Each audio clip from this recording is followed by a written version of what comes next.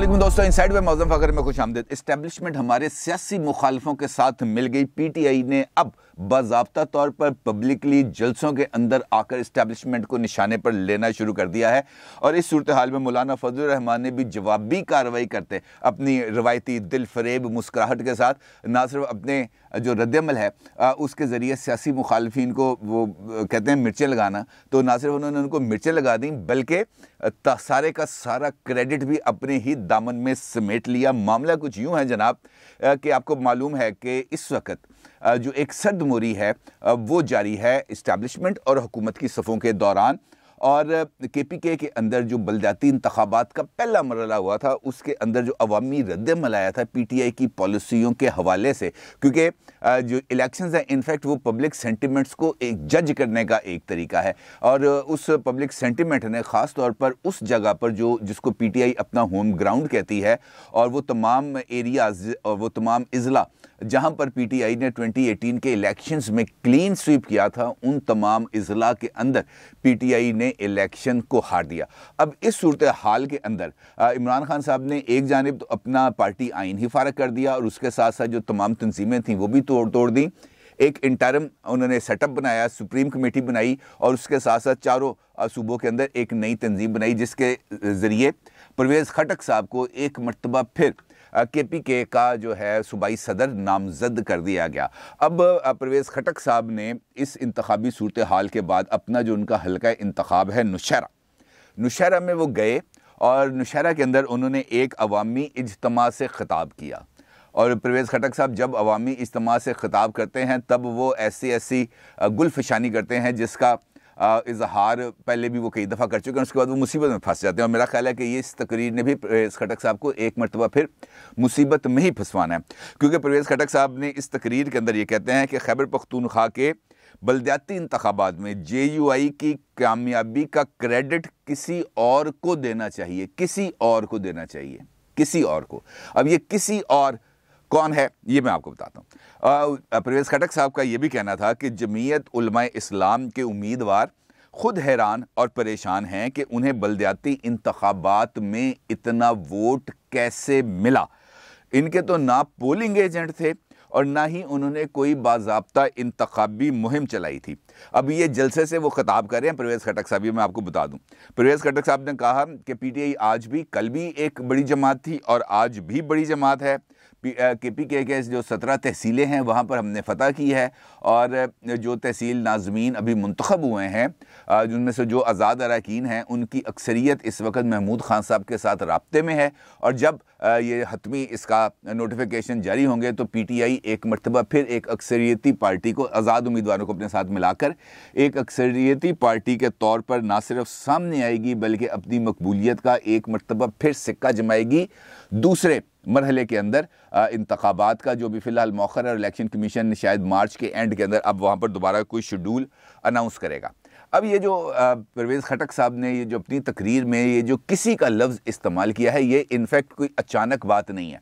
और ये इस वक्त एक प्लान्ड किस्म का एक बयानिया है जिसको अब पीटीआई आहिस्ता आहिस्ता आगे बढ़ा रही है, बल्कि इसको अब आने वाले दिनों में देखेंगे कि इसके अंदर शिद्दत और भी आएगी। अगर आपको याद हो तो 28 दिसंबर को मैंने एक वीलॉग किया था और उस वीलॉग के अंदर उसका जो थंबनेल है इनफैक्ट वो इस वक्त आप अपनी स्क्रीन पर देख रहे हैं और जिसके अंदर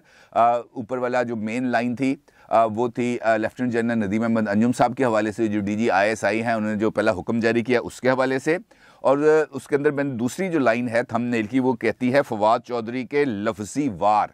नई जंग का आगाज़। तो 28 दिसंबर को भी इस मुहिम का बाज़ाब्ता तौर पर आगाज़ किया गया था फवाद चौधरी साहब की तरफ से और उन्होंने ढके छुपे अल्फाज के अंदर इस्टेब्लिशमेंट के ऊपर तनकीद की थी। और उसके बाद मैंने आपको बताया था कि ये पीटीआई ने अपना एक नया नैरेटिव को अब बिल्ड करना शुरू कर रहे हैं और यकीनी तौर पर ये उनका हक है कि वो अपनी जो सियासी शिकस्त है उसके लिए कोई ऐसा जवाब तलाश करें जो उनके वोटर्स और सपोर्टर्स के लिए बहुत ज़्यादा अट्रैक्टिव हो। और इस वक्त जो उनके लिए नैरेटिव सबसे ज़्यादा सूट करता है वो ये है कि एक वक्त वो था जब वो हमारे साथ खड़े थे, हमारे पीछे खड़े थे, हमें सपोर्ट दिए हुए खड़े थे, लेकिन इस वक्त वो हमें गिराने के लिए हमारे मुखालफों के साथ मिल गए हैं और ये है वो बुनियादी नैरेटिव के खद्दोखाल जो इस वक्त पीटीआई लेके आगे चल रही है। और अगर हम देखें तो जो परवेज़ खटक साहब है, बुनियादी तौर पर इनके खान साहब के साथ शदीद तरीन इख्तलाफात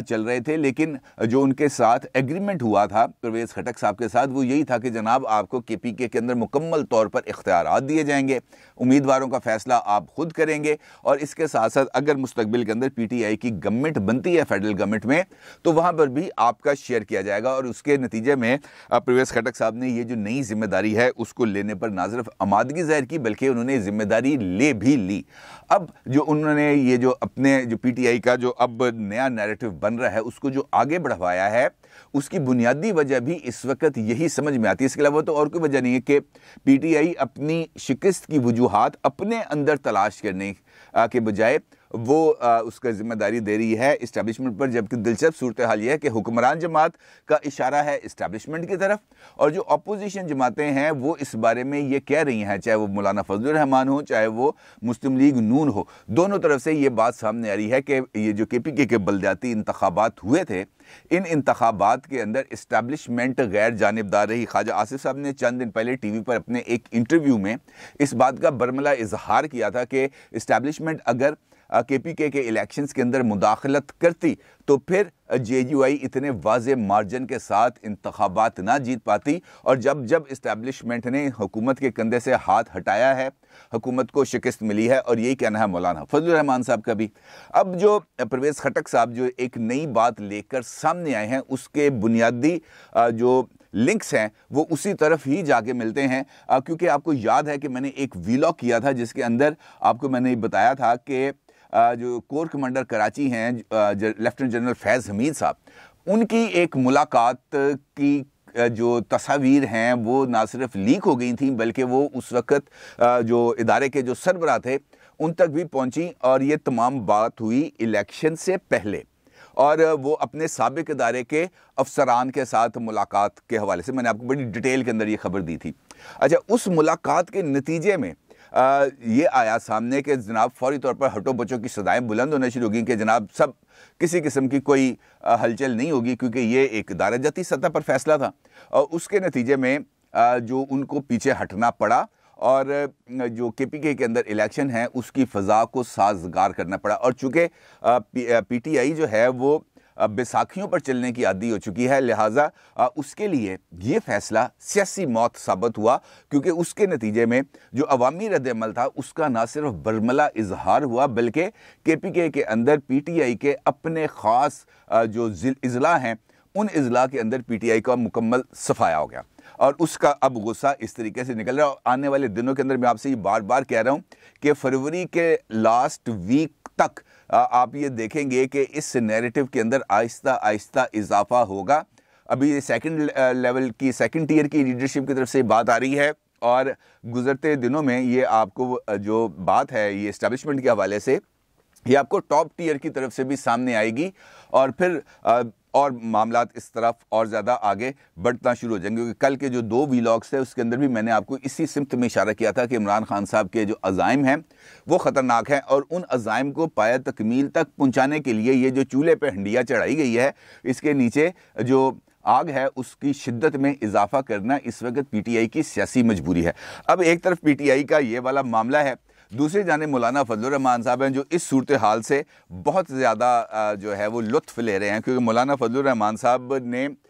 इस बात का तो बहुत ज़्यादा इजहार किया है कि जनाब जो सिलेक्टेड गवर्नमेंट है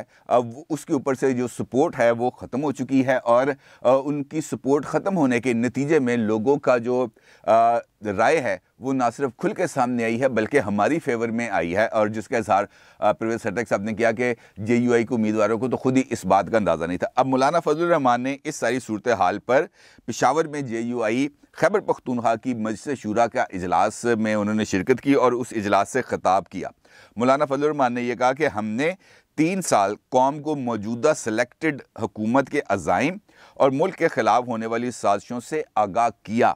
आज हमारी मुसलसल जद्दोजहद की वजह से इदारों को ज़रा सा हाथ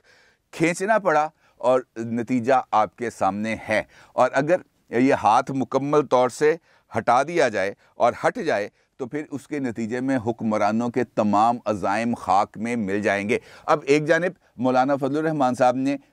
जो अपनी बात कही और उस बात के ज़रिए जो उन्होंने लुत्फ़ लिया वो परवेज़ खटक साहब के जो रद्द-ए-अमल है तकरीबन उसको उन्होंने अपने इस जवाब के ज़रिए काउंटर करने की कोशिश की और साथ पीडीएम का प्लेटफॉर्म उन्होंने चूँकि इस्तेमाल भी किया हुआ है और उसके वो सरबराह भी हैं, इसके साथ साथ वो जेयूआई के भी सरबराह हैं। तो उन्होंने अपनी जो पॉलिटिकल मूवमेंट है, जो अपनी जद्दोजहद है, उसके ज़रिए उन्होंने इस बात का क्रेडिट लिया बरमला तौर पर कि जनाब ये हमारी ही कोशिशें हैं, ये हमारी ही काविशें हैं जिनकी वजह से इस्टेब्लिशमेंट को ये हाथ खींचना पड़ा। क्योंकि अगर हम आराम से बैठे रहते, अगर हम कुछ ना करते तो फिर इस्टेब्लिशमेंट को के लिए मुश्किल हो जाता, उनके पास कोई और अल्टरनेटिव ना आता, कोई मुतबादल सामने ना आता, जिसके नतीजे में वो फिर उनको मजबूरी थी कि उन्होंने इसी किश्ती का सवार रहना था। लेकिन हमारी सूरत के अंदर एक स्टेप वो जो है मुतबादल सामने आया है, लिहाजा हम अब खुल डुल कर ना सिर्फ सामने हैं बल्कि आगे भी बढ़ते चले जाएंगे। अब ऐसी सारी सूरत हाल के अंदर जहाँ पर अब इस वक्त जो पीटीआई की गवर्नमेंट है वो हमें क्राइसिस में ना सिर्फ नज़र आ रही है बल्कि उस क्राइसिस का दबाव अब उनके ऊपर फील हो रहा है। तो ऐसी सूरत हाल के अंदर जब मुस्लिम लीग नून के सरबराह नवाज शरीफ साहब वतन वापसी के हवाले से एक अपना जो तयशुदा उनका प्लान है उसके मुताबिक चीज़ों को रिवील करना शुरू करते हैं तो फिर उसके नतीजे में जो परेशानी है उसका बढ़ना और पीटीआई के सफ़ों के अंदर खलबली मचना कुछ बईदस के आस नहीं है। क्योंकि अगर वो नवाज शरीफ साहब अपनी ये पॉलिटिकल मूव ना करें तो पीटीआई बड़े आराम से बैठी रहेगी, उसको कोई प्रॉब्लम नहीं होगा। लेकिन ख़ुद अब नवाज शरीफ साहब ने एक तकरीब के अंदर ख़िताब करते हुए ये कह दिया कि आपसे बहुत जल्द पाकिस्तान में मुलाकात होगी। तो पीटीआई ये समझ रही है कि जनाब अब ये मामला सीरियस है, और सीरियस इस वजह से भी है कि कहीं ना कहीं नवाज शरीफ साहब के साथ भी कोई ना कोई मामला किसी न किसी लेवल पर तय हो रहा है और वो तय होने के बाद ही वतन वापस आएंगे। अब इस सूरत हाल में ये जो अब बार बार तकरार की जा रही है हुकूमत की तरफ से कि जनाब अब जो नवाज शरीफ साहब की वापसी के हवाले से जो अंडरटेकिंग दी है शहबाज शरीफ साहब ने, हम ना सिर्फ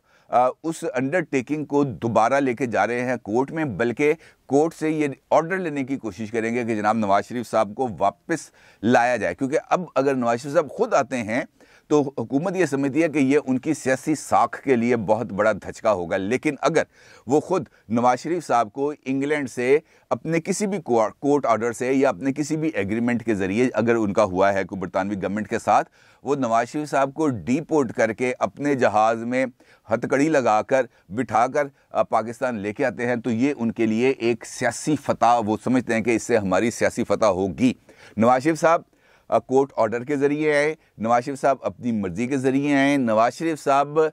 हुकूमत पाकिस्तान और हुकूमत बरतानिया के दरमियान तय पाने वाले किसी भी मुआहदे की शक्ल में आए। शेर जब जंगल में होता सर तो वो शेर ही होता है, उससे पीछे हटना, उससे ना बचना बड़ा मुश्किल हो जाता है। तो ये इस वक्त जो सूरत हाल है वो पीटीआई के लिए इस तरीके से है कि अगर वो आगे बढ़ते हैं नवाज शरीफ साहब को वापस लाने के लिए तब भी उनके लिए प्रॉब्लम है, और अगर पीछे हटते हैं कि भाई नवाज शरीफ साहब को नहीं लेके आना तब भी उनके लिए एक मौत है। लिहाजा उनके लिए एक नए पॉलिटिकल बयानिए की तश्कील जिसके अंदर वो इस्टेब्लिशमेंट को टारगेट करें, यही उनका इस वक्त मतमा नज़र है और वो इसी पर बहुत ज़्यादा फोकस्ड भी हैं। अपनी राय का ज़रूर इज़हार कीजिएगा। आपका बहुत शुक्रिया। अल्लाह हाफिज़।